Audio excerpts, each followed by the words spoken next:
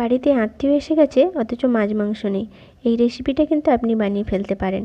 এটা মাছ মাংসের স্বাদকেও কিন্তু হার মানাবে। নমস্কার, দাস কুকি ম্যাজিকে সবাইকে স্বাগত জানাই।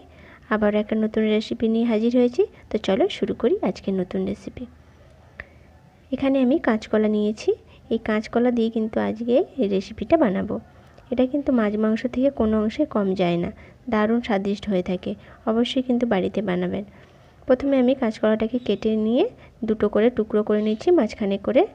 এবার কড়াইয়ের মধ্যে তেল দিয়ে দিলাম। তেলটা আমি একেবারেই দিয়ে দিয়েছি, আর তেল দিতে লাগবে না। এই তেলের মধ্যে নিয়ে প্রথমে কলাটাকে ভেজে নেব। ভেজে এবারে তুলে নিলাম। কড়াইয়ের যে তেলটা আছে ওই তেলের মধ্যে দিয়ে দেবো জিরে ফোড়ন, আর দিয়ে দেবো পেঁয়াজ কুচি। পেঁয়াজটাকে কিন্তু একটু ভালো করে ভেজে নেব, লাল লাল করে ভেজে নেব। এবার পেঁয়াজটা ভাজা হয়ে গেলে ওর মধ্যে দিয়ে দেবো আমি আদা রসুনের পেস্টটা। দিয়ে এবার আদা রসুনটাকেও কিন্তু একটু ভালো করে ভেজে নেব পেঁয়াজের সাথে, যাতে এর কাঁচা গন্ধ না থাকে। এবার এর মধ্যে দিয়ে দিলাম টমেটোটাকে আমি বেটে নিয়েছি, টমেটোটাও দিয়ে দিলাম। এবার এর মধ্যে একে একে গুঁড়ো মশলাগুলো দিয়ে দেবো। দিয়ে দেবো লঙ্কা গুঁড়ো, হলুদ গুঁড়ো, জিরে গুঁড়ো, ধনে গুঁড়ো, আর দিয়ে দেবো কিছুটা কাশ্মীরি লঙ্কা গুঁড়ো।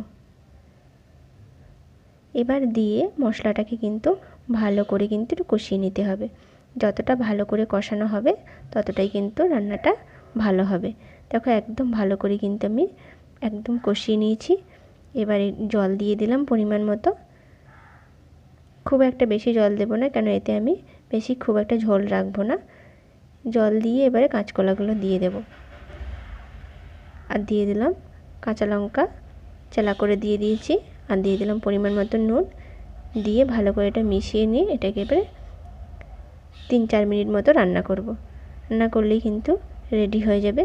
আর শেষে একটু দিয়ে দিলাম ধনেপাতা কুচি, দিলেই কিন্তু রেডি হয়ে যাবে কাঁচকলা একটা দারুণ স্বাদের রেসিপি।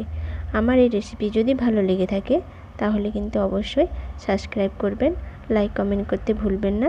অবশ্যই কিন্তু পাশে থাকবেন। নমস্কার।